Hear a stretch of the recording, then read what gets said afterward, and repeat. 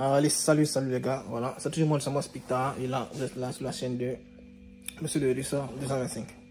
Alors, je voulais faire une petite vidéo pour toujours répondre à des questions. Voilà, donc, pour ceux qui m'écrivent actuellement, je suis en déplacement, donc, voilà, pour répondre aux questionnaires, c'est un peu compliqué, mais je fais l'effort au moins de pouvoir les répondre. Voilà, donc, je voulais répondre à deux questions en ce qui concerne la bourse de la Russie.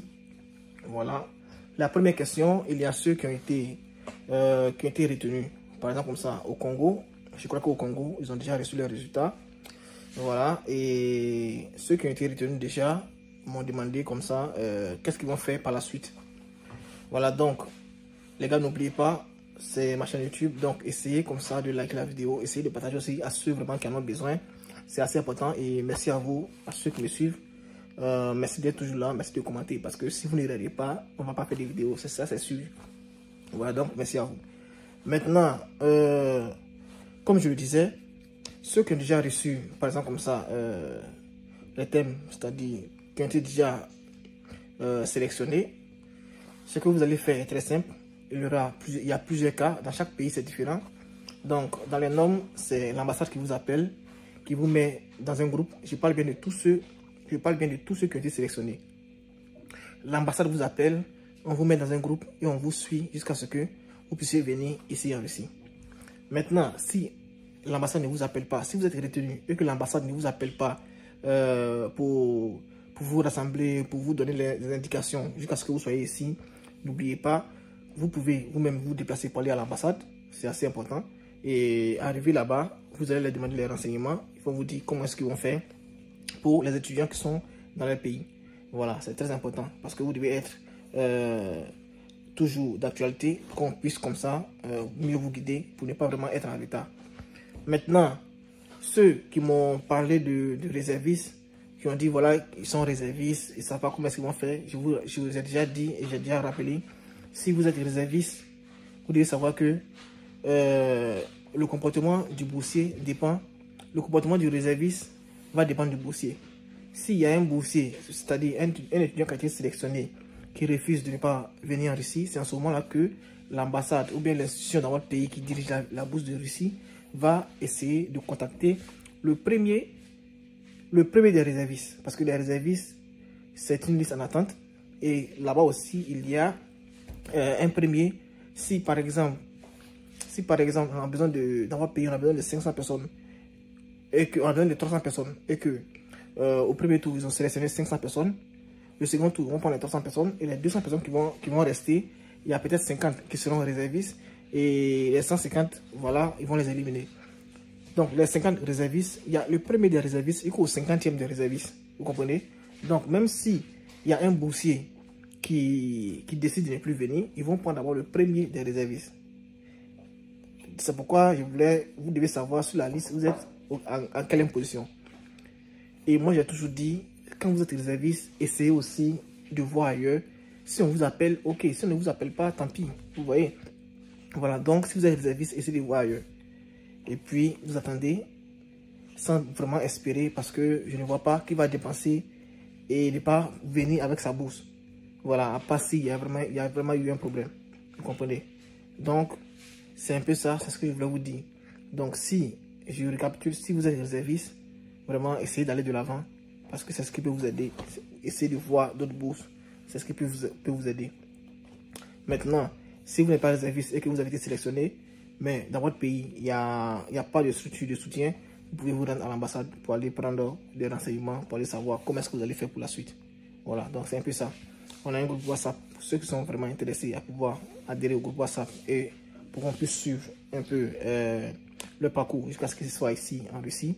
Voilà, vous nous faites signe.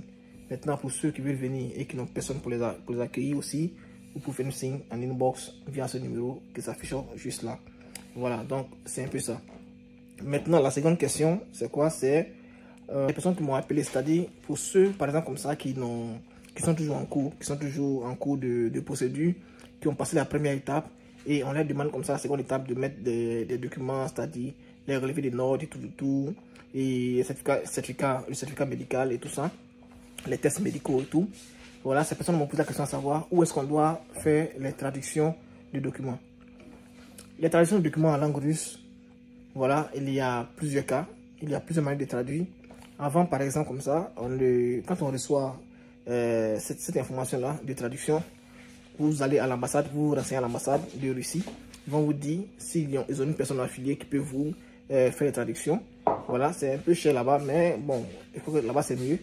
Maintenant, si sur la feuille de route de votre gouvernement, c'est-à-dire ça, je parle des gouvernements qui se sont procurés de comme ça, de la procédure de la bourse de Russie, vous regardez sur la feuille de route, ils vont vous dire où est-ce que vous devez aller traduire vos documents. Parce que ils ont fait d'une manière où, si vous ne traduisez pas ces documents-là dans cette partie-là, c'est-à-dire à l'endroit où ils vont vous indiquer, vos documents ne sont pas recevables. Vous voyez, ils ne vont pas vraiment prendre vos résultats, ils ne vont pas certifier vos documents si vous prenez ailleurs. Voilà, donc, ce que vous allez faire est très simple. Vous devez vérifier si votre pays n'a pas demandé à ce que vous fassiez les traductions dans un endroit bien défini. Maintenant, si ce n'est pas le cas, ok, vous pouvez traduire où vous voulez. Nous, par exemple, les étudiants nous contactent pour faire les traductions, mais le seul problème avec nous, vous n'allez pas recevoir la traduction de façon physique. Vous allez nous envoyer, ils vont traduire tout autour à l'office de traduction, ici en Russie. On va vous envoyer les documents, vous allez tirer et vous allez faire ce que vous voulez avec, vous allez mettre en ligne. Maintenant, si vous voyez que vous ne pouvez pas prendre les documents qui sont en ligne et que vous voulez faire de façon physique, voilà, vous rendez comme ça à l'ambassade, ou bien vous allez vous suivez la fiche de route à l'endroit où votre gouvernement a indiqué. Voilà, parce qu'il est compris qu'au Cameroun c'est assez cher. Au fur et à mesure que le temps passe, au Cameroun ça devient cher. Avant c'était 10 000, après ça devient 15 000. Maintenant je crois que la légalisation et notarié c'est 35 000, un truc comme ça.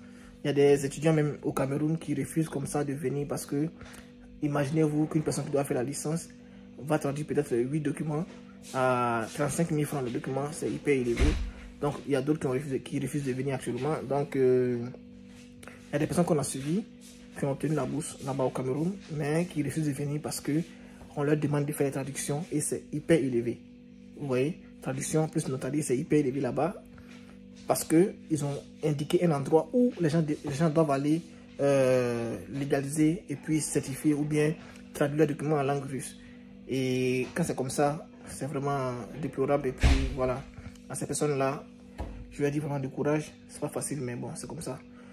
Donc, c'est ce que nos États, même avec la bourse de Russie, nos États restent dans cette ligne-là pour pouvoir vraiment... je ne dirais pas nuit, mais donner assez de difficultés à ceux vraiment qui ont reçu la bourse. Même quand vous êtes boursier, vous avez compris en même temps que même quand vous êtes boursier, ce n'est pas encore fini, vous devez avoir aussi des moyens pour pouvoir soutenir la bourse. Et c'est comme ça. Ok, donc les gars, c'est un peu ça que je voulais dire. Si vous avez des questions, je le dis encore, laissez-les en commentaire. Je vais essayer de vous répondre sans problème. Si la question est assez intéressante, je vais l'utiliser pour faire une vidéo pour vous puissiez au moins être assez au courant. Ok, donc les gars, c'était moi, Sam Hospital, et puis voilà, prenez soin de vous.